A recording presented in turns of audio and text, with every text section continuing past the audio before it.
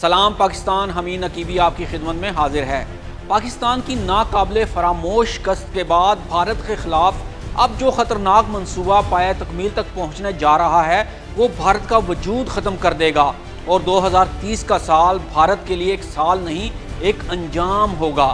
ताकतें सरगर्म हो चुकी हैं और लोहा भी गर्म है। बस एक हल्की सी चोट भारत को पाश पाश कर देगी। मोदी, तुमने जो जंग शुरू की थी इसका अंजाम तुम्हारे ख्वाब से भी ज़्यादा खौफनाक होगा।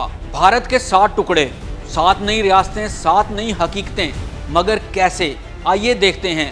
आज की वीडियो में हम आपको बताएंगे क्या पाक भारत हालिया जंग भारत के अंदर अलहदगी का आगाज़ बन चुकी है? कौन से 7 इलाके भारत से अलग होने के लिए तैयार बैठे हैं?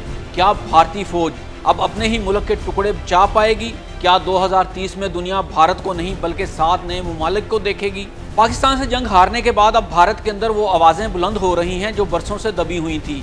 अब हर अलहदगी पसंद रियासत, सूबा और तंजीम कह रही हैं हम भारत के साए में नहीं अपनी आज़ादी में महफूज हैं।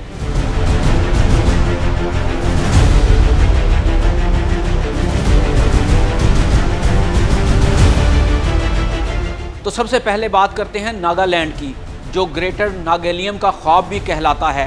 ये कबायली सरजमीन हमेशा से भारत की मुखालफत में रही है। नागा बागियों ने अपनी ज़मीन को कभी भारतीय हिस्सा तस्लीम नहीं किया। ग्रेटर नागालियम एक ख्वाब जो नागा जंगजुओं के खून में बसा है। ये तहरीकें खुफिया नहीं हैं बल्कि खुली जंग का ऐलान है और हालिया पाक भारत जंग के बाइस इस तहरीक में काफ़ी तेज़ी आ चुकी है। अब बात करते हैं मणिपुर की, जो अलग शनाख्त की लड़ाई है। मणिपुर को 1949 में जबरन भारत में शामिल किया गया। ये वो जख्म है जो कभी भर ना सका।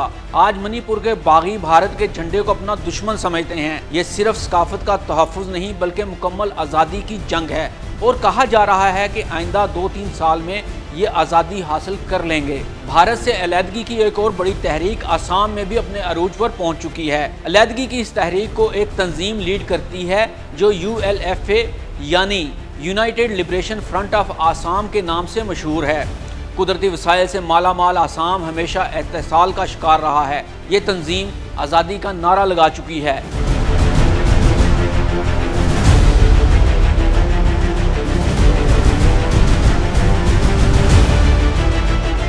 ये लोग कहते हैं हम आसाम को भारतीय कॉलोनी नहीं बनने देंगे। और अब बात करते हैं त्रिपुरा की, जो कबाइल शनाख्त का सवाल बन चुकी है।